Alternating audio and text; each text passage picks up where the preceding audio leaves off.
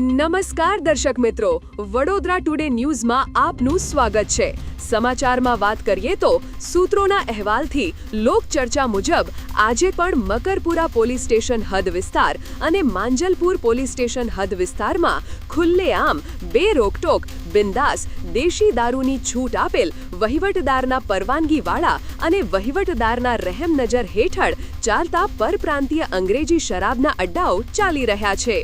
જ્યારે આ બે પોલીસ સ્ટેશન હદ વિસ્તારમાં કોઈ બુટલેગર છુપી રીતથી છપ્પરિયા અંગ્રેજી શરાબનો ધંધો કરતો હોય તો એવા છપ્પરિયા ધંધો કરતા બુટલેગરો પોલીસના રડારમાં તરત જ આવી જતા હોય છે।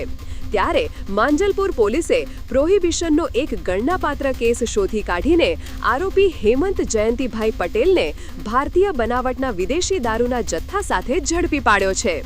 આરોપીના ઘરેથી આ દારૂનો જથ્થો પકડાયો।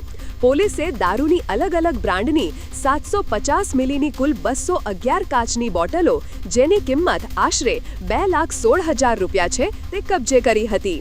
આ ઉપરાંત રોકડા 14,000, એક મોબાઈલ ફોન અને હોન્ડા એક્ટિવા સહિત કુલ 2,60,500નો મુદ્દામાલ જપ્ત કરવામાં આવ્યો। આ ગુનામાં રાહુલ રાજુભાઈ જોશી અને રવિ પાંડુરંગ કેસારકર સહિત અન્ય આરોપીઓ વોન્ટેડ છે। આ વર્ષ તમામ લેટેસ્ટ અપડેટ માટે જોતા રહો વડોદરા ટુડે ન્યૂઝ।